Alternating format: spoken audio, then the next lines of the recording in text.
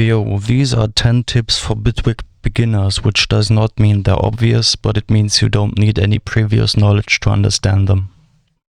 Number 1, you probably know that by going to the top corner of a clip you can create these fades. But did you know that you can bend these by holding Alt?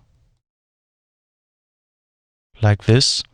And that you can change the bending shape by clicking while holding Alt. This goes to this kind of linear bend. Clicking again, it becomes an S-curve. This S-curve is very useful for fades, while this linear bend can be very useful for percussive sounds. Number 2, the grid is only really as scary as you make it for yourself. Of course, I can create these really complex sample slicing modules with everything automated, but I can also just get a grid, search for maybe the saw wave, a filter, just a normal low pass filter, and an ADSR envelope.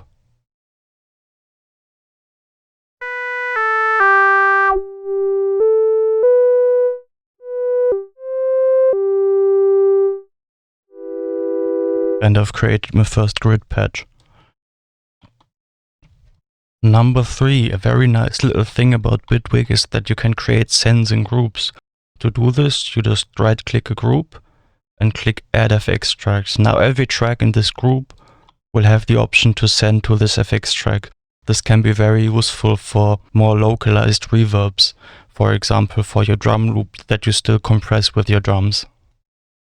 Tip number 4, you can drag entire chunks of your arrangement into the clip launcher. To do this, you just press 2 to get the time selection tool. Select the amount of time you want at the very top. And then just drag the entire bit of time into the clip launcher. Likewise, you can just take this bit of time from the clip launcher by getting the top scene.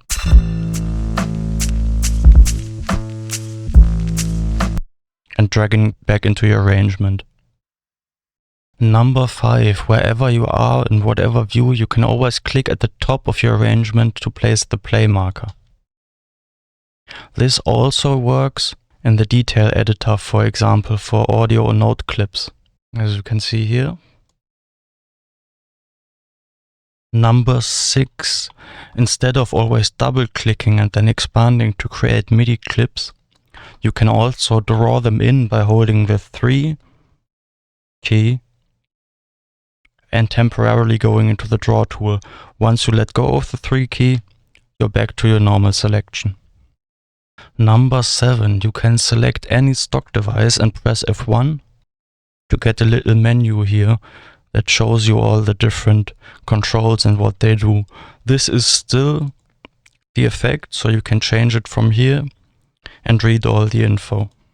This way you often don't need to look stuff up in the manual. You can just hit F1 or right click show item help or show help in the top left corner in the inspector, and you've got all the information you need. Number 8, the search field doesn't just work for file names, it also works for folder names. So I know that I've got this folder called GWF for Glitch with Friends, a nice free sample pack. And as you can see, it's in none of the files' names here. But because they're in a folder called Glitch with Friends, I can still search them by using this keyword. Number 9, if you go into the settings and into shortcuts, you can first of all look up all shortcuts, search them by key or by what they do. And you can also change every shortcut and create new shortcuts that don't have shortcuts yet.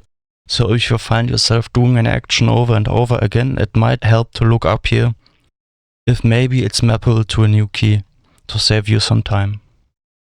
And number 10, there's a zoom in view for groups. So here I've got my drum group, and if I right click this,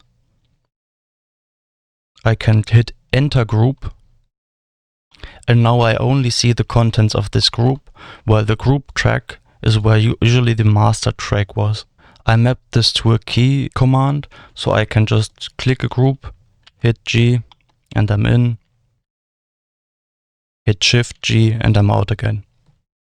So yeah, that's it. If you've got any other beginner-friendly tricks, feel free to share them. These are the ones I could come up with for now. See you.